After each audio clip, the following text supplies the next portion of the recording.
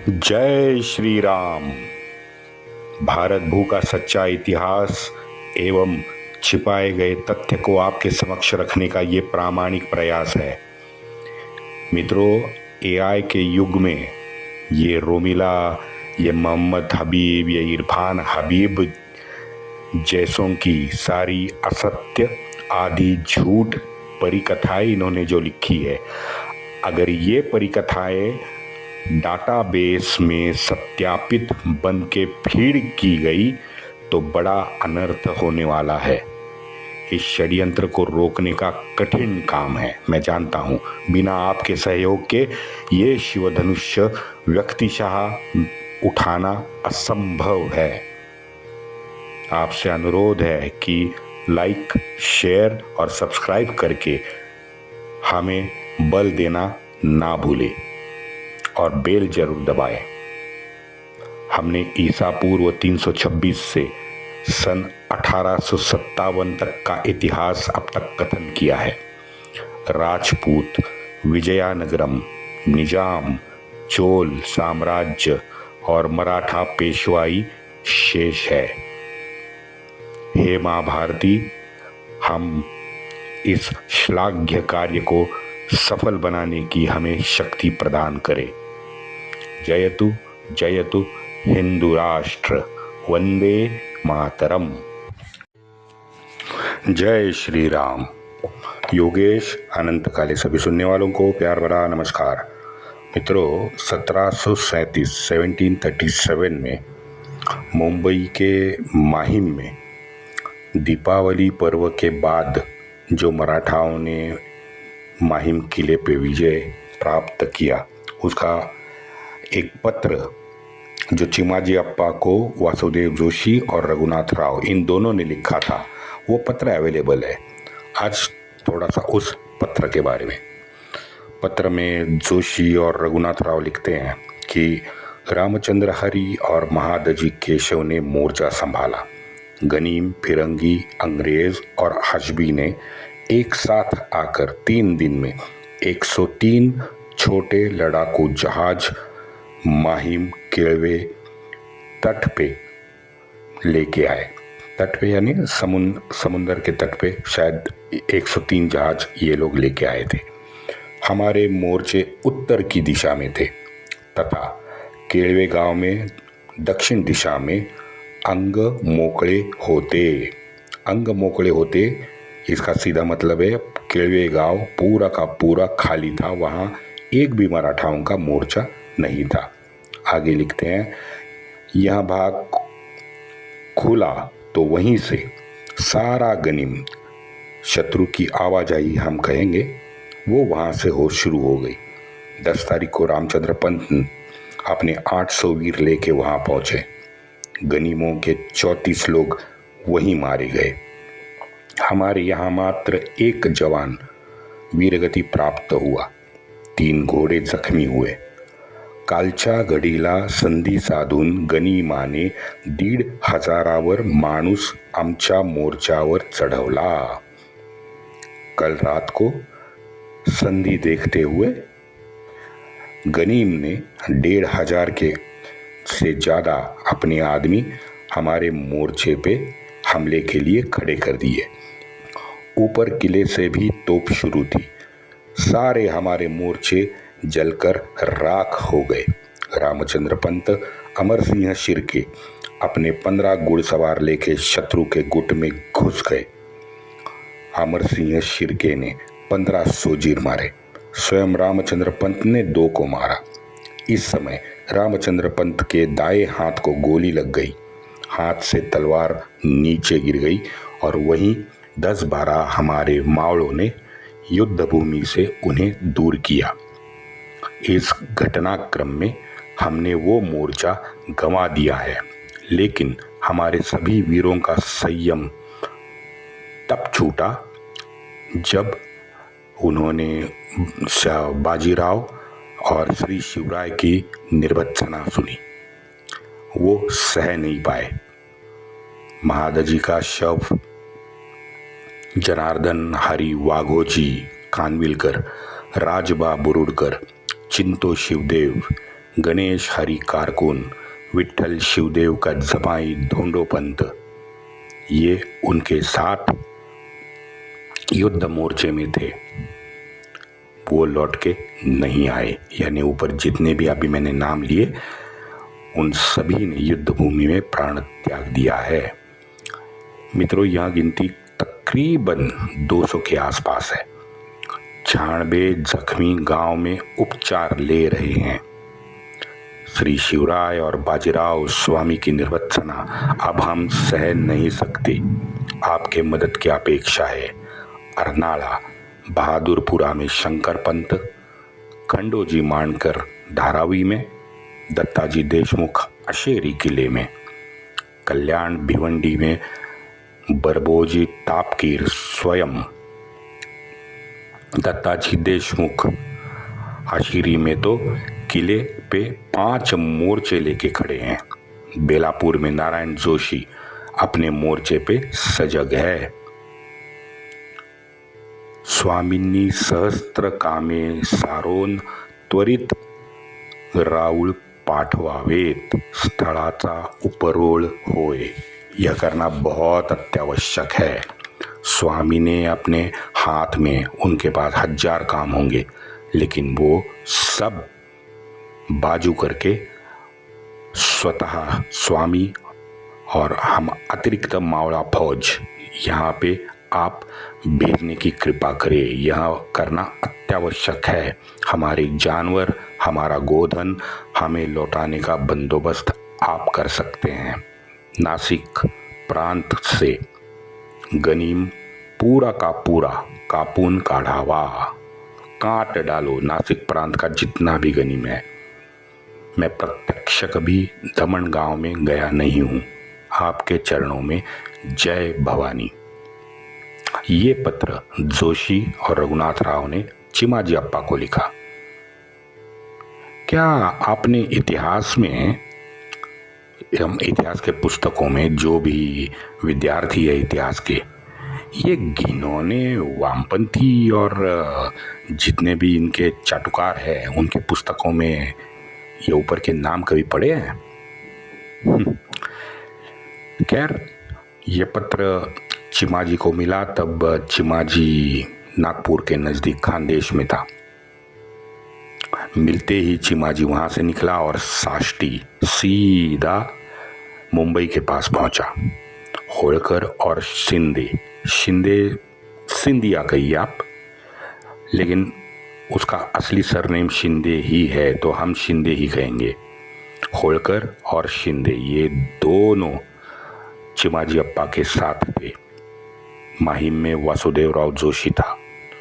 उस पर 6 दिसंबर 1738 को पेड्रो मेलो ने अचानक हमला कर दिया।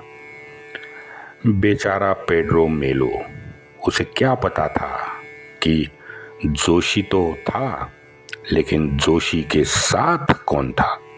प्रत्यक्ष यमदेव मल्हारराव होळकर। पेड्रो को वहीं ढेर कर दिया। 20 पोर्तुगीज वहीं काटे गए, बाकी के वसई भाग गए। हमारा एक भी वीर का प्राणोत्क्रमण वहाँ पे नहीं हुआ है। ये विशेष क्योंकि मल्हारराव होळकर स्वयं युद्ध भूमि में सबसे इसमें अगाड़ी पंक्ति में युद्ध कर रहे थे। क्या हुआ होगा सोचिए ना। हाँ, मल्हारराव को इसी वजह से 18वीं शताब्दी का सर्वोच्च पराक्रमी वीर कहा जाता है। ऐसे थे मल्हारराव होळकर। वसई में उनकी, ये पेड्रो तो मर गया, वसई में उसकी जगह मेनेंजिस ने ले ली। अब मराठाओं को मराठाओं की संख्या भी ज़्यादा थी और खानदेश से नए मराठी, ताज़ा दम के साथ मराठी समुंदर के तट पे आए थे। तो पोर्तुगीज नरेश तक ये बात पहुंची, पेड्रो मेलो जो मरा है इसकी खबर पोर्तुगीज नरेश को पोर्तुगाल तक पहुंची। चौल, वसई, दमन ये 3 क्षेत्र छोड़ के सारे गांव मराठाओं को अधीन करने का निर्णय हुआ। ये बहुत बड़ी घटना थी। 1510 में पोर्तुगीज आने के बाद 1738 में अपना प्रदेश पहली बार पुर्तगाल ने छोड़ा है। निर्णय तो पुर्तगाल में हुआ, तुरंत फिर संधि करने पुर्तगाल का वकील भाग के मराठाओं के पास आ गया। मराठाओं को सारा भूप्रदेश उसने दे दिया। चौल, वसई और दमन अपने पास रखा। मित्रों, जितने भी मैंने अभी नाम गिनवाए हैं वो सभी मराठा मावड़े थे। यहाँ मैं वो पप्पू की तरह एंटी ओबीसी इनको घुसाने की कोशिश ना मैं करूँगा, ना शाहू महाराज ने भी उस वक्त की थी, ना चिमाजी अप्पा ने की थी। इतने परसेंटेज सरदार है, ये इतने परसेंटेज इस जात के है, उतने परसेंटेज उस जात के है। हाँ, ऐसा नालायक विचार चिमाजी अप्पा ने कभी नहीं किया था। मैं बार बार आपसे विनती करता हूं, जनगणना का, जातीय जनगणना का झूठ और उसका सच 1931 के जनगणना में जाके आप खुद देख लो। और शुरुआत कहाँ से करो? 1885 का ब्रिटिश रिपोर्ट आप देख लो, जहां उन्होंने योजनाबद्ध तरीके से हिंदुओं को अलग अलग हिस्सों में 5000 जातियां हिंदुओं की तैयार की। मैं ये नहीं कहता कि छूताछूत नहीं होती थी, बिल्कुल नहीं कहता। क्या कोई भी, मुझे बताओ आप, क्या कोई भी किसी के भी घर जाए, कोई भी जात का हो, कोई भी हो, हाँ, डायरेक्ट रसोई घर में घुसने की कोशिश हो करेगा? अपवित्र हम जिसे कहते हैं, यानी आप बाहर से आए हो, बाहर वायरस है, जो भी है, हाँ, कीचड़ से खेल के बच्चे आते हैं, तो उनकी माँ उनको अनुमति देती है क्या रसोई घर में आने के लिए? बिल्कुल नहीं देती है। तो क्या लड़का अपनी माँ से कहेगा कि तू मुझे मेरे साथ छूताछूत का खेल खेलती हो? क्या पवित्र मंदिर जो हमारे हैं, कहीं भी जाओ, जहां हम आनंदी होके नई ऊर्जा के साथ हम मंदिर से निकलते हैं, वहाँ इन गंदे शरीर को आके सारे जितने भी वायरस है, जीवाणु हैं, वो फैलाने की अनुमति होनी चाहिए? आप बताओ। विशेषता तब जब हमारे मंदिरों में, जहाँ जिस मंदिर में भंडारा चलता हो, वहाँ तो बिल्कुल बिल्कुल अलाउ नहीं होना चाहिए, कोई भी किसी भी जात का हो। हाँ, आप सोच के देखिए, आप भी ऐसा ही करते होंगे। ये छूताछूत का खेल, ये तो राजकीय खेल है हिंदुओं को बांटने के लिए। मैंने तो कम से कम 10 बार आपको पंचायत का अर्थ बताया था कि हमारे सनातनी संस्कृति में गांव, जितना भी छोटा मोटा जितना भी गांव था, वहाँ पे पंचायतें होती थी। तो पूरे गांव की व्यवस्था वो लोग पंचायत संभालती थी। तो क्या इन पांचों पंच जो है पंचायत के, उसमें छूताछूत होती होगी? नहीं होती होगी, क्योंकि जब तक वो एक साथ नहीं आते, गांव का विकास वो कर ही नहीं सकते थे। तो उसे फिर पंचायत का नाम क्यों दे भाई? हाँ, तर्कसंगत लगता है आपको? मुझे तो नहीं लगता। इनफैक्ट ये व्यवस्था जो हमारे सनातन सामाजिक व्यवस्था जो थी, वो मुझे आदर्शवत लगती है। विकृतियाँ तो भाई सामाजिक है, परिवर्तन में विकृतियाँ तो घुसी जाती हैं, हर एक व्यवस्था में विकृति घुसती है, उसमें क्या है? ये तो हमारा ये जीवन है भाई। हाँ, आप मुझे बताओ, ये घूंघट कब था भाई? अरे यहाँ पे तो ब्लाउज भी नहीं थे। ये इन 1500 साल में ये सेक्स मैनियक बच्चेबाज, अभी मैं गाली देने वाला था, चलो गाली नहीं देता। औरत को खेती समझने वाले हैं ना, इनके वजह से ये सब आ गया, घूंघट वगैरह। हमारी योगिनी वेदाचारी गुरु माताएं थी, वो क्या ऐसे घूंघट में और पर्दा लगा के छुप छुप के सिखाती थी आश्रमों में? हाँ, यहाँ तो उसको घूंघट डाल के चेहरा छुपा के अनपढ़ बना के घर में बिठा दिया गत 1500 साल से। ये जिंदगी मिलेगी ना दोबारा। हाँ, यही मोटिव है। अकेली जिंदगी है, बस जियो, ऐश करो। कल किसने देखा है? अगले जन्म में क्या होगा मुझे क्या मालूम भाई। हाँ, अगर ये एटीट्यूड है तो जन्म पे विश्वास क्यों रखते हो? कोई तथ्यात्मक वास्तविक उत्तर इन लोगों के पास इसका है ही नहीं। आप ढूंढ के देखो, वो लुलु वाले, हाँ, सफेद कपड़ों में जो जानवर घूमते हैं ना, पादरी, हेवन बताते हैं। हेवन क्या है? हेवन, हाँ, हेवन दिखा के जिंदगी को नरक बताने वाले ये पादरी हैं। क्यों है भाई ये नरक? नरक क्यों है ये? जिंदगी नरक है? मात्र भौतिक सुखों के अभाव में ये सारा जो नहीं मिलता, ये सुंदर हमारा जीवन है भाई, इसको नरक इन लोगों ने बनाया। क्योंकि हेवन और जन्नत की आपको कपोल कल्पित गाथाएं सुनाएं। कमाल है, कमाल है। मेरे हिंदू भाइयों से हाथ जोड़ के प्रार्थना है कि त्याग ही जीवन है। तो त्याग दो, पहले तो इन सोच को, घिनौनी सोच को त्याग दो भाई। कर्म के अलावा कुछ नहीं है, हम सब जानते हैं, आप भी जानते हो। अच्छा काम करोगे उसका फल अच्छा ही मिलता है। इसलिए कर्म को हम सबको आगे रखना चाहिए। देखते हैं कितना शांति और आनंद मिलता है। आत्मा मन को कलुषित करके ये महंगे साबुन, शैम्पू, सैनिटाइजर वगैरह वगैरह जितने भी है, रात भरी वो क्लब वाली जिंदगी, इससे अच्छी नींद आती है क्या?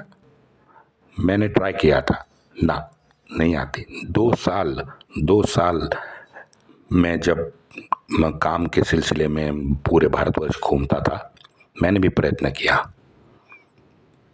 दारू पी, क्लब में गया, सब जगह जाके मैंने देख लिया। आत्मा और मन तो पूरा का पूरा कलुषित करके मैंने देख लिया है, लेकिन वो मन शांति मित्रों मुझे नहीं मिली। आप भी सोचो, केवल शरीर साफ सुथरा रखने से मन शांति मिलती है क्या? उसमें आनंद मिलता है क्या? ये साइकोलॉजिस्ट को नैराश्य मिटाने के लिए हजारों रुपए हम लोग जो आप देते हैं, वो क्यों देते हैं? रात को रील देखते हैं ना, टीवी देखते हैं, रील देखते हैं, दारू पी के उल्टा पाल्टा नाचते हैं। मैंने सब किया है करके, मैं आपको उसके मैंने जो परिणाम भोगे हैं वो मैं आपको बता रहा हूँ। इसमें मन शांति नहीं मिलती भाई। आप करके देख लो, आप देख लो, नींद आती है तो। वंदे मातरम।